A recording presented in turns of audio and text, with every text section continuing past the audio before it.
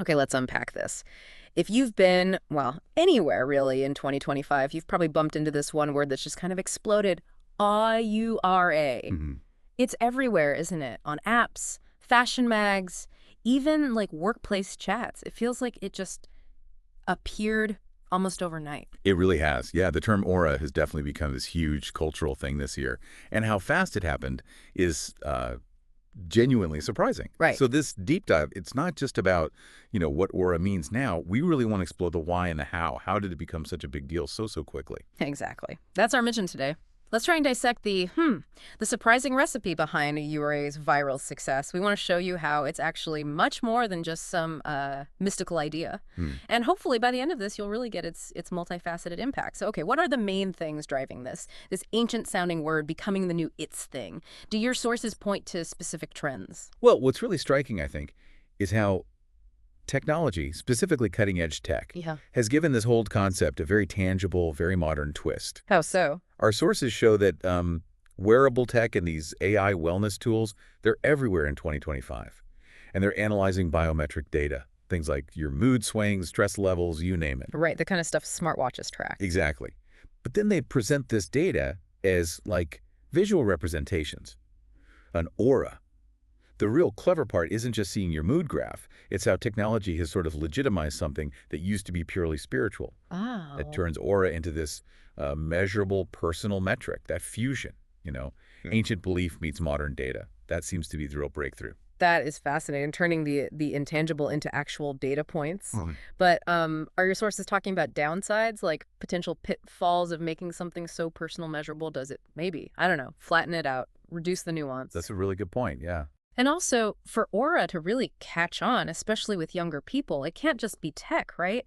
What about Gen Z, Gen Alpha? How do their views on, like, spirituality fit in? Yeah, that balance question is spot on. And conversations about, data privacy and how we interpret this stuff are definitely starting to bubble up. Right. But about the younger generations, it's less a revival and more a recontextualization. Mm-hmm. They often steer clear of traditional dogmatic religion, but they're still looking for meaning, for self-understanding. Okay. So aura fits perfectly. It becomes this kind of secular, personalized form of, let's say, spiritual wellness. Mm-hmm. It fits right into that curated identity culture. It stands for a personal vibe, Mm-hmm. an emotional state, even like social chemistry. Okay, so we have tech making the invisible, visible, measurable, and then a generational thing, providing this new sort of personalized spiritual frame. Mm-hmm. So once Aura had that kind of appeal, it just needed a massive boost, a huge amplifier to become a real buzzword, which I guess leads us straight to social media. Precisely. Social media's power to make things viral is a huge part of the how. Our sources are just packed with examples. Like what? What's your aura color? Quizzes, Yeah. AR filters that claim to show your aura check videos. They're absolutely everywhere on TikTok, Instagram, you name it. Right, I've seen those. So that gives it massive pop culture momentum. Plus, think about the timing. This huge focus on mental health and self-identity, especially after the pandemic years. Mm-hmm. Yeah. Aura became a shorthand, a symbol for self-awareness, even for like emotional hygiene. You hear influencers, even therapists, talking about protecting your aura from toxic people or places. It makes it really personal. And then it seems almost inevitable brands would just pile on. How are they using Aura? What does that tell us about why it's so appealing visually or emotionally? I mean, I've seen Aura on perfumes, AI apps. Oh, absolutely. The rapid spread is definitely tied to commercial adoption. Yep. Brands latched on to how visually and emotionally resonant it is. So specific examples. We're seeing RURA, literally as a fragrance name. AI productivity apps claiming to read your mood or aura to boost focus. Mm-hmm. Fashion brands launching color-coded mood wearables, basically, that sync with your supposed aura. Wow. Celebrities mentioning their aura, musicians too. Some artists even dropped tracks called Aura late last year. And it's even seeped into work culture. You hear HR folks or team leads talking about vibe checks or energy mapping. It's using that aura language. Huh, okay. So what's fascinating here is the aura buzzword in 2025.